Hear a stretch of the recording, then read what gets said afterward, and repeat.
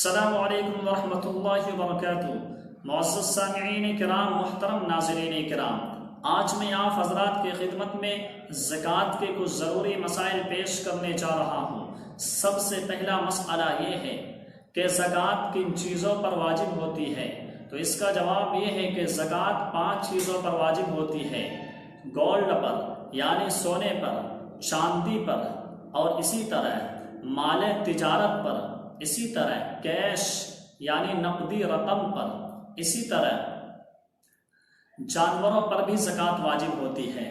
اب دوسرا سوال یہ ہے کہ ان چیزوں پر زکوٰۃ کس وقت واجب ہوگی؟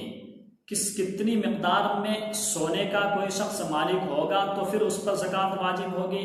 کتنی مقدار کسی شخص کے پاس چاندی ہو جائے پھر اس سے زکوٰۃ نکالنی ضروری ہے؟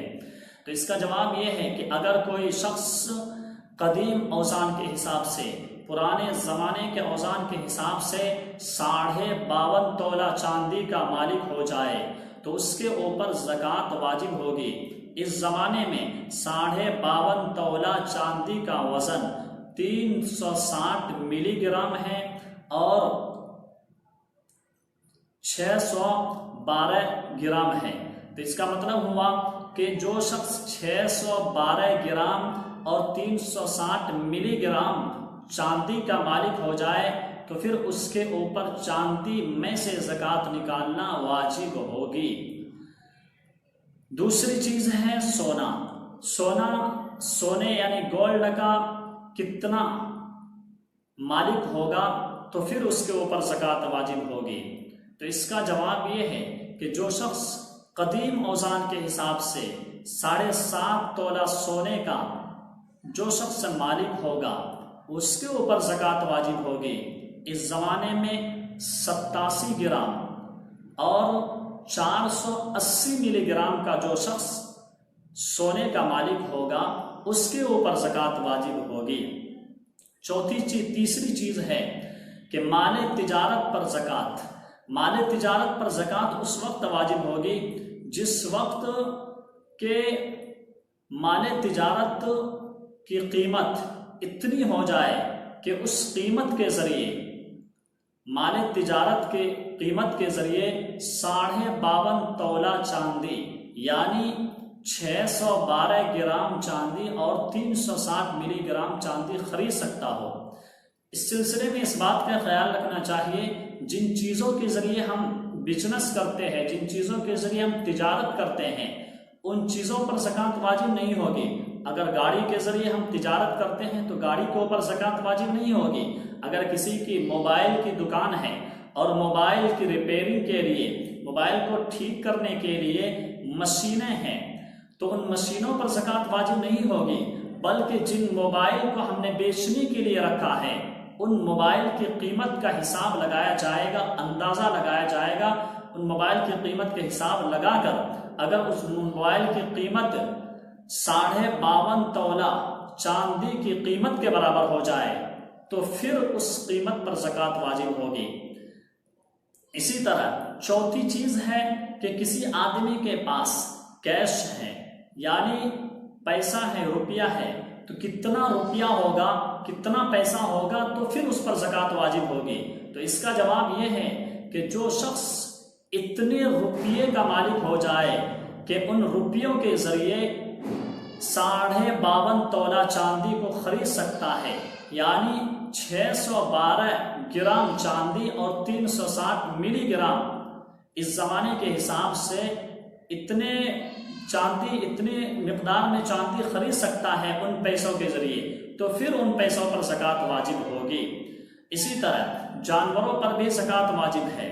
جانوروں پر زکوٰۃ، کن جانوروں پر زکوٰۃ واجب ہے؟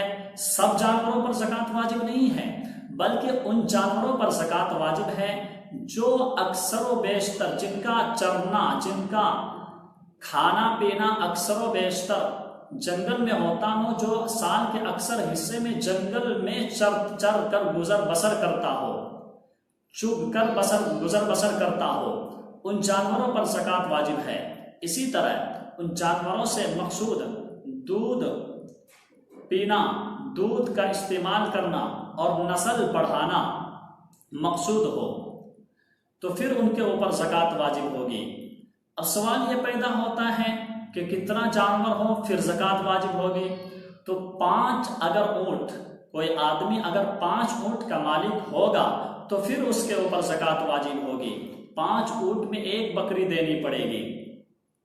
اسی طرح اگر کوئی شخص 40 بکری کا مالک ہوگا تو اس کے اوپر 1 بکری واجب ہوگی، اور یہ سلسلہ 120 بکری تک رہے گی، یعنی 120 بکری تک صرف 1 بکری وہ ہر سال زکوٰۃ میں دے گا۔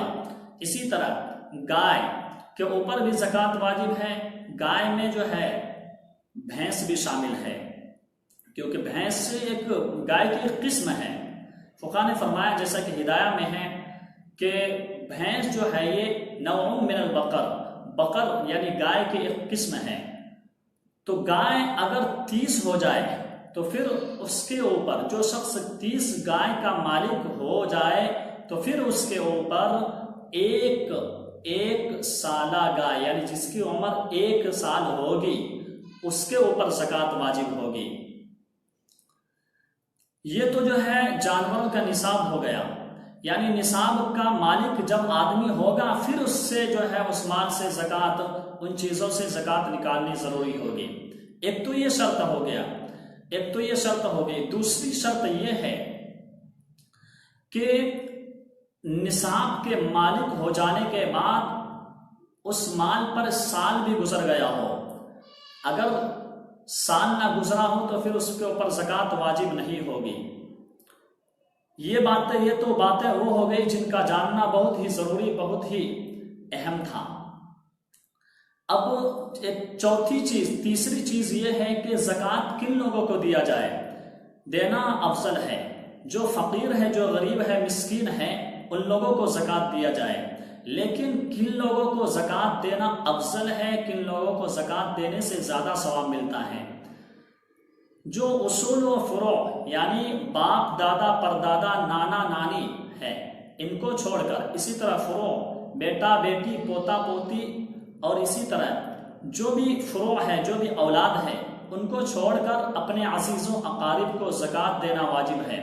وہ اس زکوٰۃ دینا افضل ہے، زیادہ ثواب ملتا ہے، وہ اس وجہ سے کہ ایک تو اس میں جو ہے صلہ رحمی ہوگی، دوسری جو ہے زکوٰۃ ادا ہوگی۔